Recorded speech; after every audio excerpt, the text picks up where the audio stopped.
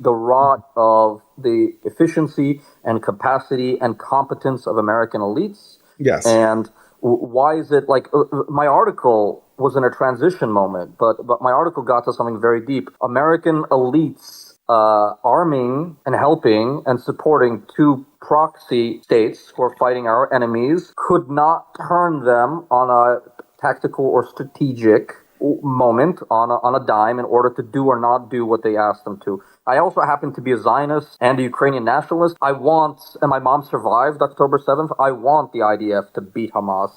I want the Ukrainians to regime change Russia. And yet, as an American who's a member of the Atlantic Council, I'm looking, as a guy who writes for foreign policy in the Wall Street Journal, at the White House not being able to control our proxy client states in the middle of existential wars. Why is that? And why is that a failure of American elites that you and I can absolutely agree on? Well, I mean, everything burns, doesn't it? I mean, you're saying the rot of civilization and its consequences. It's almost natural. I think it was brought about by certain decisions that America made, Really? How it's governed itself. Well, specifically in education. Education, yeah, I agree. Can I just tell you a short, can I tell you a story? Absolutely. Yeah. I do observe the younger, I'm close to 40 now. I'm not as young as I look or wish I was anymore, but I'm closer to 40 than 30 now. Yeah, we're the same age. I'm no longer in my early 20s, but I do talk to younger colleagues in their early 20s, and I do take out 24 and 25-year-olds for lunch. And I was just amazed. I listened to these kids, and 2/3 of the young cadres that I observe in the State Department, in the think tank that I'm in Washington, D.C., in intelligence services, are just mediocre as hell. Like, they're just mediocre. They're just terrible. They're terribly educated. They don't have gumption. They don't have bravery. They're not smart. They're not, risk-oriented. They're not, manly. I just don't like them. Unless they serve in the U.S. Army, they're just weenie elites. So I took the 24-year-old, a very bright Jewish kid, out for lunch yesterday, and this kid is actually at the level of the intelligence and bureaucracy as it should be. And he told me this amazing story. He started his master's degree in Georgetown yesterday, my 24-year-old friend, who's very educated and very bright and from a good family, and of the kind of ilk of young Americans that should be staffing up these structures, but are 30, much worse than they were 30 years ago. Across the board in the quality of elites. And he tells me this amazing story, my 24-year-old pal. He starts his master's degree in Georgetown yesterday, and after the first day of class, he and 6 or 7 classmates go out to a bar, and he makes a joke offhandedly. He says, "Okay, kids, let's go colonize the bar." And they all turn to him and they're like, "What? Colonize? That's bad. Colonization's bad?" Mm-hmm. They're these kids were humorless and following a brain rotting script as if they were AI machines, that colonization was bad. All my young friends said was, "Let's go colonize the bar," and they all looked at him. They're like, "You can't use that kind of language. Colonization is bad. Don't you know that colonialism is the history of everything that's bad?" And so you listen to that kind of story from a 24-year-old who's going to be a mid-tier official in 10 years and a high-level official, hopefully, in 20 years. And you're thinking, these are the kids that are running America, and they're going to run America? Something's really wrong here. Well, I mean, this ideology. It's so funny because as a kind of a Californian, I feel like I got a preview of all coming attractions. If you were in Berkeley in 1999 or the early 2000s, right? And I'm not from Berkeley, but I visited people there a lot, and you would see all of these ideas about anti-colonialism and anti-racism and anti-whiteness. They all were there back then. They were an extension. What you're seeing right now Sure. is the religion of the United States academic elite slowly becoming the religion of the ruling class all Correct. across the West, where America has its hegemonic control. This is a natural process because of the fact that the organic religions in these areas have been almost entirely undermined by American culture and by. I agreed. We could debate how much of that's willful. Yeah. Why? I agreed with your description, but not why it happened. I don't agree. I believe that something very terribly wrong happened in America that didn't quite go as badly wrong in France and Germany and the UK for structural reasons. I believe the elite structures of intelligentsia, of the media especially, publishing, collapsed 15, 12 years ago in America in a way that they did not in Western Europe as much. The American guardrails, the internal structures of the gatekeeping elites all collapsed very quickly for reasons that you and I can differ on. But something really terribly wrong happened in America, especially with the media, with the aristocratic liberal gatekeeping class of publishing and the legacy media, which I'm part of. Well, it all went to crap. But why? I should shut up here and let you talk, because I feel like I talk about this all the time. What do you see? What's your theory about how this? Because I think oftentimes with liberals, they see the problem happening much later than people like me. Well, I mean, I was an academia and I saw this woke shit 20 years ago, but it was just like a subculture of academia. Yeah, that's what you'd assume, right? It was a subculture. When I was at CUNY 20 years ago, there were arguments about the canon and this, and there was a lot of wokeness and the pronoun stuff, and I just this is the insanity of my New York bubble that doesn't mean anything outside of the sociology department at CUNY 20 years ago. That's exactly what I thought too. We're roughly the same age, and this is your observations are identical to mine at that time. Like, this is a cute little thing that only is going to exist in this nice little weird bubble that is Berkeley, California, and it will never go anywhere else. This is just how they are. Wrong. But you're a reactionary, and I'm like a liberal cosmopolitan internationalist. But we agree fundamentally on like the terribleness of this. No, but you should. Yeah. But I have come to the conclusion that you should naturally assume that whatever is popular among your academic class will become the religious beliefs of the next generation. But it is incorrect to believe anything else, because it is a religion. It is a religion, but it's like an ideology a la communism, which replaced religion. So what happened to the religion of America? Did it just stop being Christian? What happened? Well, this is a specific Christian heresy that emerged. Right. I'm kind of cribbing Curtis Yarvin, but he's correct about this. Right.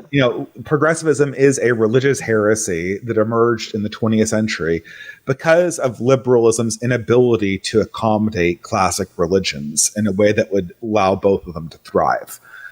And this obviously happened in communist countries, and but it wasn't supposed to happen in multicultural, multiliberal America. I mean, it wasn't supposed to happen. Well, I mean, it's actually kind of interesting to see how it happened, how the Iron Curtain impacted this, right? Right. The Iron Curtain was created by a progressive ideology a leftist ideology called communism, whatever word you want to use. It emerged from the left in the 19th century. Right. But what's weird about this is that it culturally slowed the poison that is wokeness. And that is because these bad ideas of wokeness and leftism are emerged from America and American academia. And the fact that really America as opposed to like Europe, otherwise Russia would be more woke than in the United States, being a communist leftist country, but it's less. And that is because a particular brand of religion we're dealing with emerged from liberal America as a reaction to the flaws of liberalism. The flaws of liberalism made wokeism, I wouldn't say necessary, but they led logically to wokeism, because essentially liberalism made certain promises that it could not fulfill. And wokeism was sort of the next step by which we could keep our liberal, the dream of a purely liberated man and still reconcile it with the issues that we're seeing in the 20th century. Look, that history of ideas is partially convincing and partially leaves a lot out, and it just and we're conflating progressivism and American classical liberalism with something in between that came out of academia in the 80s and 90s. So many of these debates people throw around liberalism, progressivism, social democracy. These are incompatible but different ideologies. Obviously, just like the Soviet Union was actually socially very conservative. It was like Mhm. incredibly conservative. I mean, like couldn't get a divorce. You know, No, I was just, at least yeah, initially, I believe the communists experimented with just complete social libertinism, like libertinism for about 10 years. Yes, in the first few years of the yes. revolution, but then they immediately backed off, right? Because they saw that it was unsustainable. Yeah, well, And I mean, there was libertinism for about 12 years, and then Stalin and his cohorts made it conservative, and I just went like in a very conservative direction. exactly, But again, it was like a kind of socially anarchic regime with all the fun stuff like parties and gang orgies and all that kind of stuff, and like drugs and homosexual decriminalization, all the fun stuff that is like the bread and butter of the kind of life that I enjoy living was the official ideology or official lifestyle and law of the communist regime for the first 10 years in the Soviet Union. But it quickly soured, and it became very conservative to the point where my grandmother was not going to go get a divorce as a teacher because the principal of our high school would call her into the office and be like, "You're going to take away your party card if you go get divorced. Looks bad. What's going on?" Like the regimes became very conservative. So We get people saying based in the comments to that kind of conservatism, because I think like people are so dissatisfied with the way things are very soft and sissy and whatever you want to call it today, that they almost like look at somebody like Joseph Stalin, regardless of the horrible things that he did, kind of like this, like, oh, this big man, very tough, like that's how desperate people are today, Vlad, when it comes to like where we're living. I know, man. Like, I mean, everything is out of whack and feels out of whack, and I get it. And a lot of his wokeness is a reaction to very deep, social issues, economic, political. Like in some ways, wokeness is just the mind virus, whatever you want to call it, run wild because the elites mismanage the society. Like if you don't have a job and hyperinflation is bad and you're losing wars and you're deindustrializing the country and the country's losing its sense of self and its like idea of American exceptionalism and the demographics are changing fast and the culture is becoming more and more stupid, you could bread and circus the people into going off into all sorts of stupid ideas like putting pronouns on their social media instead of working for, I don't know, economic equality, right? I mean, you've seen, but you've seen them. I'm sure you've seen this meme, right? Where it's like, just this last year, Russia arrested over 100 people for posting memes. Isn't that a totalitarian, horrible system? They need regime change. And then the meme goes, oh shit, that's actually the United Kingdom. Forget about all that, right? You've seen that meme, right? Yeah, look, the UK turns out not to have freedom of speech because of its weird contradictions between total freedom and a lack of a constitution and a lack of.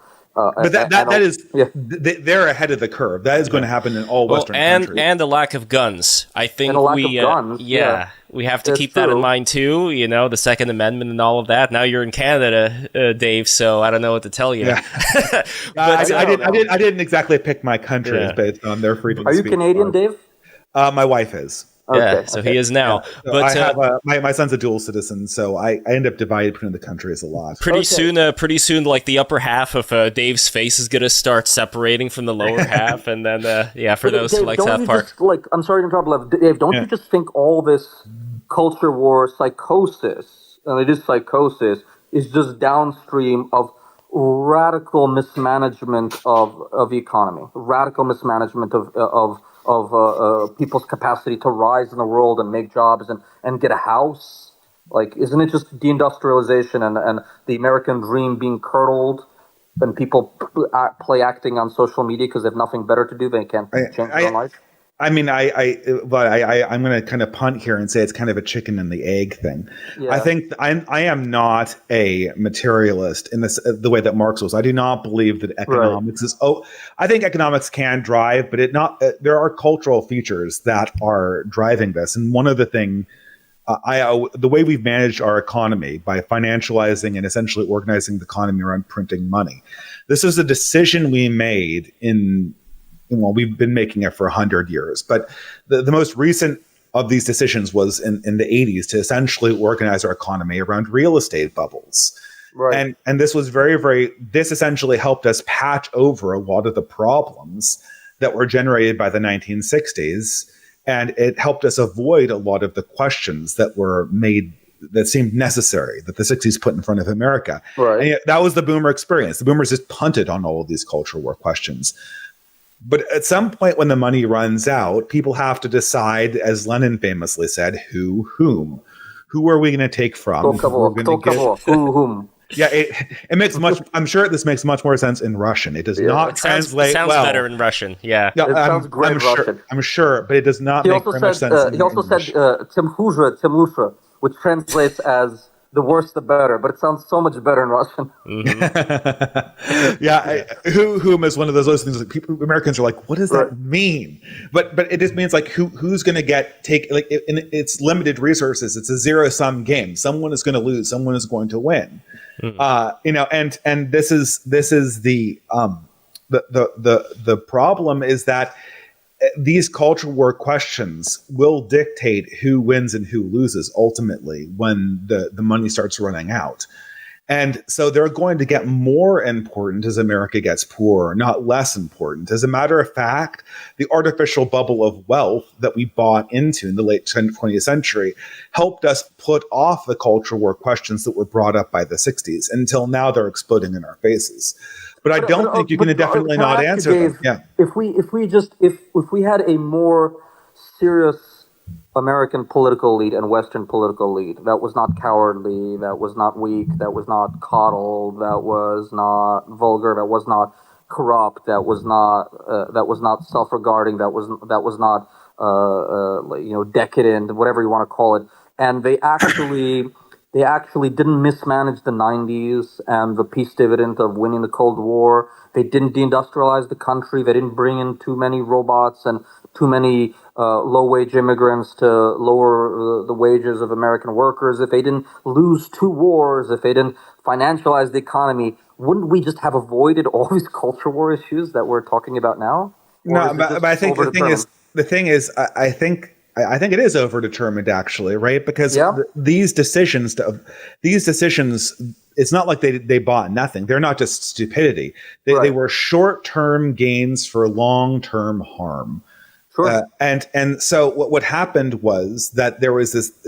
Americans started defining themselves more around consumption during the period in which they were on the right side of the immigration and money printing bubbles, which were essentially real estate bubbles ultimately.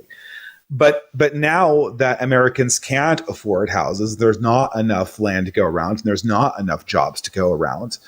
The cultural war decisions become more prominent. I don't know. I don't think that you could infinitely just sell people on consumption and economic growth without a nation actually deciding what was good and what was bad. Right. You mean like a spiritual structure, or just like a basic social compact of what we are and how we live? Well, I mean, I think that they're both interrelated. I think the social compact is based upon a set of spiritual beliefs that exist priorly, like Joseph de Maistre said, or I think almost everyone said that before the Enlightenment, right? Our founding fathers believed that too, right? The Isaiah Berlin in me titters when I heard a nice gentleman mentioned de Maistre. The Fox and the Hedgehog is a masterful essay that I recommend everyone read. Mm-hmm. Yeah, sure, yeah. That is one of my favorite essays of all time. Although I don't agree with Berlin on everything, he was just a master, wasn't he? Sure, he was the last great Western intellectual, as far as I'm concerned, was Isaiah Berlin. People say Noam Chomsky, but I think Noam Chomsky stopped doing anything interesting after he finished publishing his linguistic papers. Yeah, he became a Chomsky honk after that. Yeah, I am not impressed by Chomsky's later contributions to politics. I think they're kind of... no one is. We don't. By the way, I've corresponded with Noam Chomsky. He pwned William F. Buckley in a debate. Wait, Vlad, repeat that again? Yeah, go ahead. I've corresponded with Noam Chomsky about Ukraine, and his arguments are just like second-year graduate student, political science, leftist. Like, it's amazing how smart one can be in one realm, and just how primitive one's thinking could be in another realm. There's nothing, I don't know. But you might agree with me, so I should maybe defend him. Well, Dave, what does that tell you about your opinion on Ukraine when you've got a Chomsky honk agreeing with you about him? Your arguments that he actually would not disagree with are on a much more sophisticated level than the ones Chomsky made to me in his private emails. Okay. As Shakespeare said, let's give a man a scepter of honor in his old age and not a sword to rule, as Titus said. And he's had a stroke; he's no longer functional. Yeah. Just like we need to honor his, and I not necessarily agree with his linguistics either, but at least they were seminal, to say the least. They were seminal, right? Anyway, the thing is that we were talking about economics or something like that, right? Culture. If we go back, stream of spiritual decadence. And decay. Of course. But I have a question there for Dave. So if we go back to the founding fathers, there was, even though America was founded by pilgrims, who were very, Protestant and had a lot of faith, a lot of the founding fathers generation were more of like the deist type. They were dabbling in the occult, I guess you could say, when it comes to, certain more paganistic ideas. And we could have like a back and forth argument about like how much of that initial Platonistic paganism was retained within Christianity to begin with. Right. But when it comes to this culture where you do have the elites who may take a little bit more liberties, a little bit more libertine liberties, if you will, with how they conduct themselves in life, it may be important that the people that are, let's say, under them are under an umbrella of some unifying religion, which, even if we have Gnostic informant, great friend of the show, coming on and saying like, well, this was taken from that and yada, yada, yada, it really shouldn't matter. And maybe what is important, regardless of whether you believe it's a noble lie or not, is to have something that some people may consider to be a noble lie, but enable nonetheless for just like the organism to function. Do you know what I mean? Well, I mean, in many ways, this is one of the ways that my great concern with Caesarism and the whole Curtis Yarvin perspective is that Caesarism is a noble lie. It's a noble lie to idolize this king because your religion is dead, essentially, which is what happened in Rome. And you get this nice little 300-year period where Rome continues to function, but is essentially spiritually hollow. And America now. Except without the functionality, right? That's the thing. It's not competently ruled. Yeah. So, no one's leaving San Francisco, and no one discovered San Francisco in brick and left it in marble. I don't know. I mean, with the founding fathers generation was a reaction to their Puritan grandfathers, right? Right. And when you read something like Poor Richard's Almanac, what you see is an attempt to secularize the ethics, the sort of Protestant work ethics that were naturally part of the religion. So what you have in America is this is what sort of progressivism is, like what we're going to try to. And of course, there was the Great Awakening that revivified the Puritan spirit in America, both the first and the second Great Awakening. And what you have is sort of these spiritual elements of these religions reassert themselves in ways that are detached from the organic body and the organic whole. And I think that this, the problem with this is you get a lot of these ideas, and wokeness is part of this pattern. Wokeness is part of it's a Christian heresy that split off from Christianity in the early 20th century. 100%. I agree with this. I agree with this. And like the Great Awakening is a modern American Protestantism. As the American WASP class has lost power in the country, they've come back with a vengeance, with a new religion. I mean, this is American Protestantism, and I say this is as a Jewish outsider immigrant, and Lev also probably would say that. I don't disagree with anything you're saying, but what am I supposed to do with this in terms of constructing national social cohesion? How am I supposed to live with you if that's what you believe? It's nonsense. It's insane.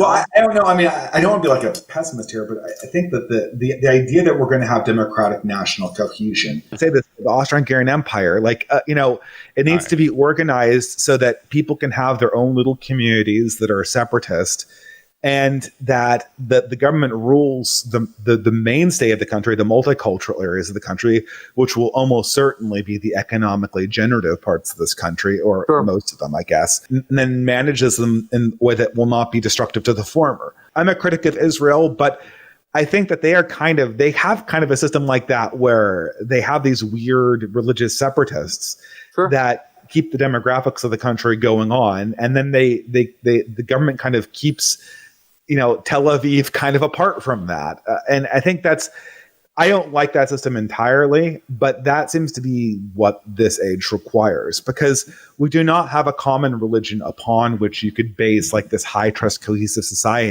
the way you saw it in the 19th century. I don't know what the basis for that would be. We agree on quite a lot. Dave and I actually don't disagree on a lot of stuff, actually, I have to tell you. Oh, that's good. I think the reason why I'm brought on is because I had a very spicy fight with a blogger about 8 months ago that everyone keeps on talking about. But anyway, let's. Dave, I just want one last question to you. Mm-hmm. The religion, we agree that America is probably going to be post-Protestant and even post-Christian. Certainly, the people who rule America do not have the same values or ideas or religiosity as the people that they rule. It's just a fact. The ruling class of this country no longer looks like the people that they are supposed to represent, and that's never a good thing, right? That's just not good. A social elite should be representative of their constituency. But can we replace a religiosity, especially in a country which is just quickly changing demographically, with a thick, as they say in political science, sociology, a thick culture that just, doesn't take the spiritual questions and big ideas into account, and just a big culture, whatever that is, a thick culture that we all agree on. Is that a sustainable? So wokeism. So if we had gone in the pattern of previous eras of America, wokeism would be the new religion of America. Essentially, I mean, it wouldn't be official, but everyone would wokeify. So this happened in the early 20th century, right, where you got kind of this progressive perspective on internationalism and liberalism, and then you had the Catholic Church, and I'm not of this community, but I assume the Jewish community as well. What they did is they took their religions and they kind of made it liberal and Americanized, right? They Americanized and liberalized their religions. Right. If the thing is the new version of that is woke, but it's insane and incompetent. It doesn't work, and so destructive. It's absolutely. It would be okay if it didn't work, but it's just also destructive to an empire. It destroys it and doesn't replace it with anything that works. And so what you have here is everyone's like, okay, this iteration isn't worth. The problem here is that wokeism has taken over our ruling class and our artistic class. So the big problem right now that we're dealing with in America is essentially the fact that our ruling class has diametrically opposed beliefs to most healthy human beliefs. Correct. You can see this in transgenderism most clearly, especially around youth transgenderism, where you'll have the ruling class saying like it's a human rights violation not to allow your child to transition, whereas all other religions are like it's a human rights violation to allow your child to transition. That's irreconcilable. And I compare it to that case in early 20th century England where there was a Jewish child that was converted because they were on their deathbed to Christianity, and they had a huge crisis of the public religion because they weren't able to reconcile that.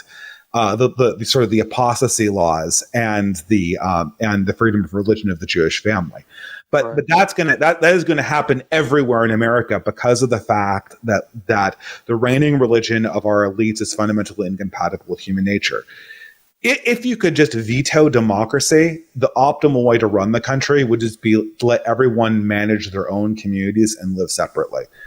But the problem is, I don't see how that kind of competence decision can be made in the Ottoman Empire millet system. The Ottoman Empire did that. Ottoman Empire did that. Austrian-Hungarian Empire did that. Yeah. Russia did that. And it was essentially what Russia did before the communist Empire. Yeah. Right. So I mean, like that is in my mind that is the optimal move.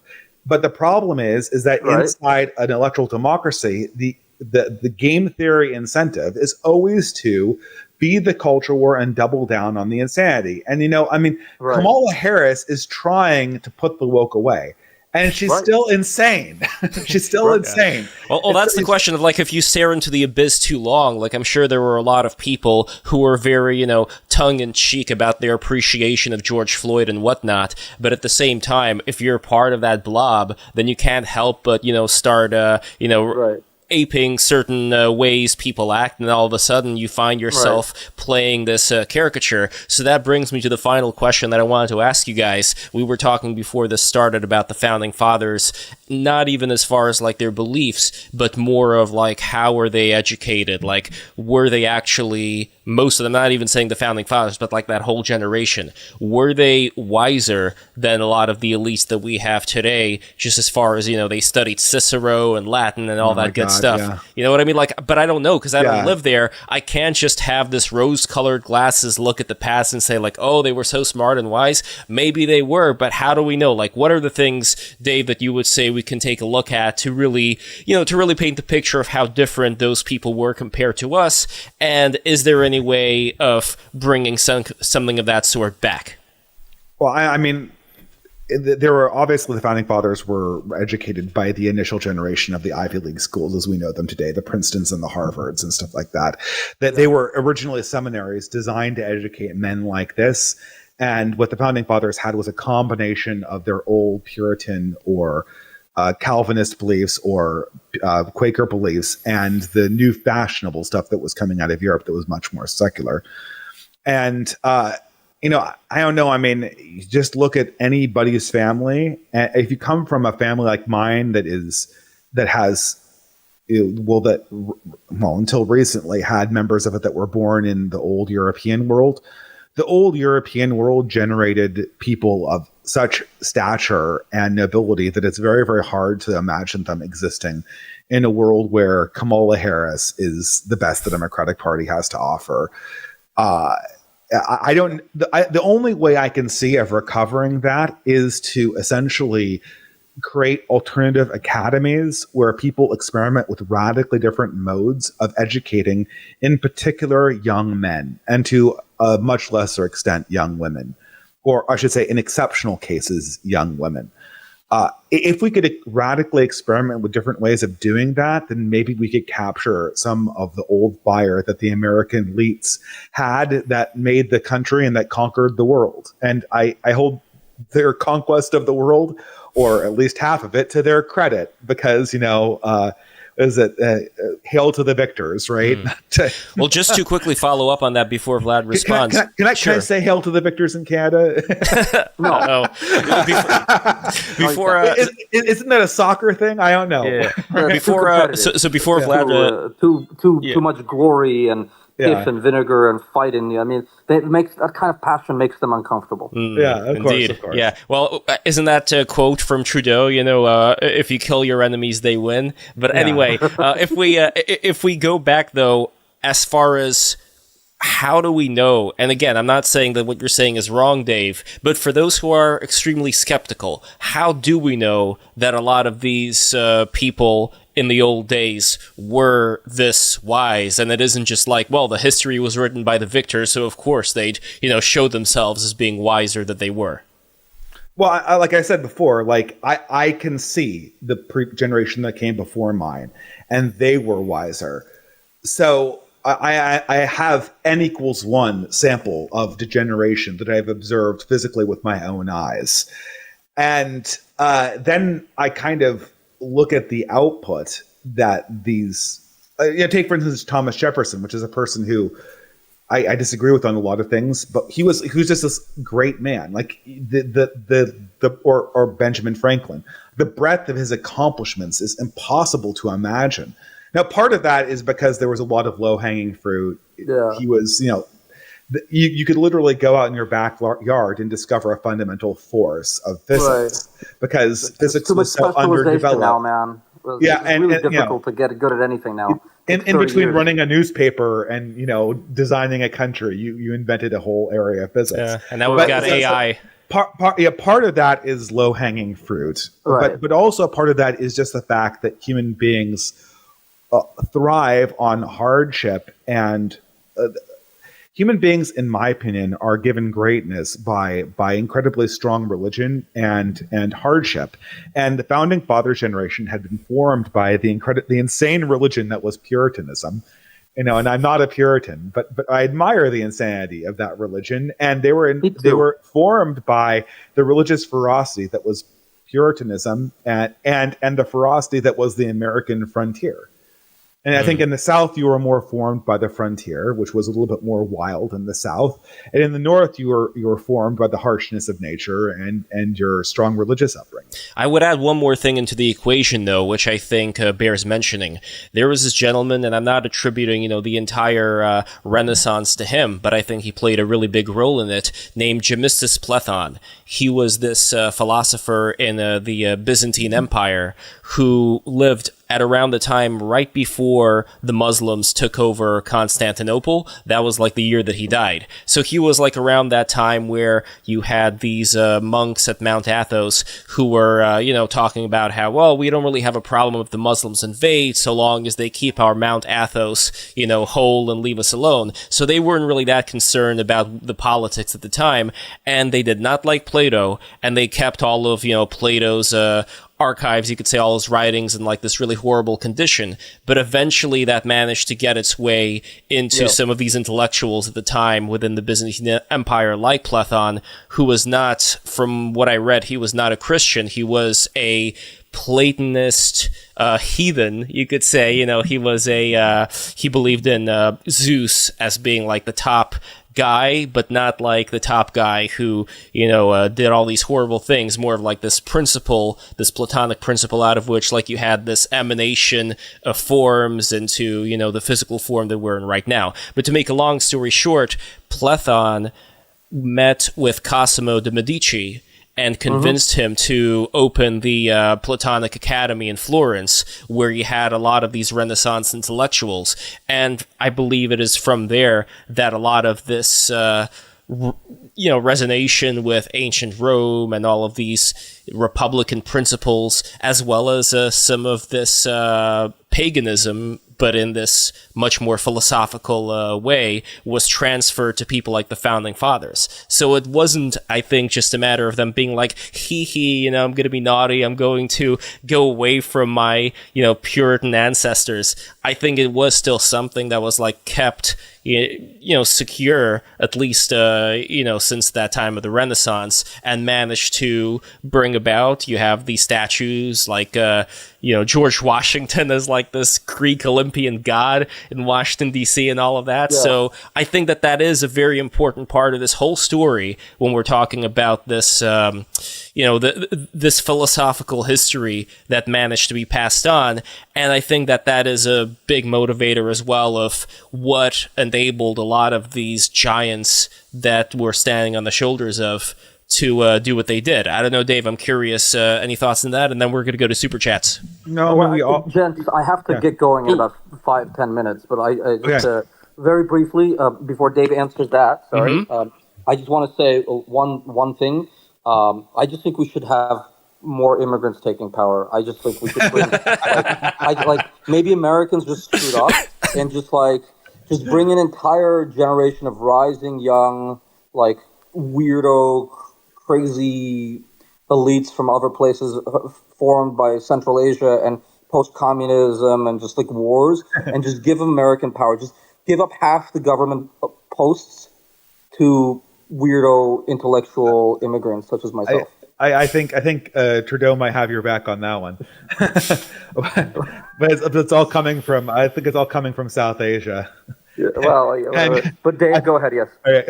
So we all stand on the shoulders of giants, right? and soldiers of giants as well. If we're talking about military, the problem is that this process of history. Now, I'm growing to understand the cyclical nature of history more and more, and the problem is that as you do this, it builds complexity in the system that can only this.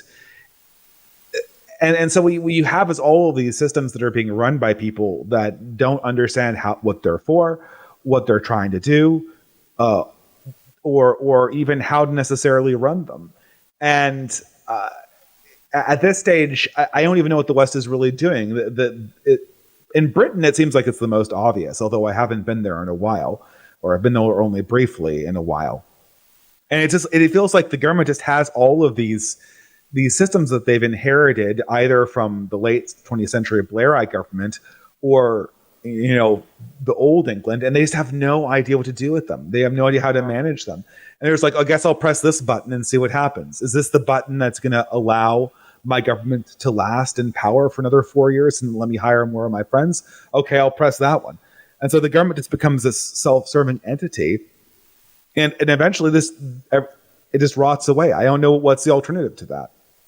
I don't have a good answer for you either, man. All I know is that you and I have a different vision of what America's role in the world should be, but we have a completely the same vision of what the problems are internally with American elites and their culture and their psychology and how badly they're formed by institutions and how badly they run institutions, how badly they're destroying what was bequeathed to them and how stupid they are. And the corruption of the American idea and institutions and economic basis, right? We agree on that, and I don't have any answers to this either. Maybe these are just deep historical trends that we just need to live through, and maybe America will go the way of the Austro-Hungarian Empire. I hope not, but I was born in one evil empire, and I moved to Russia, and then I became an enemy of the state, and then I lived in America, and now it's got problems, and then I lived in Europe, and now it has problems that just maybe I'll go somewhere else. Oh man,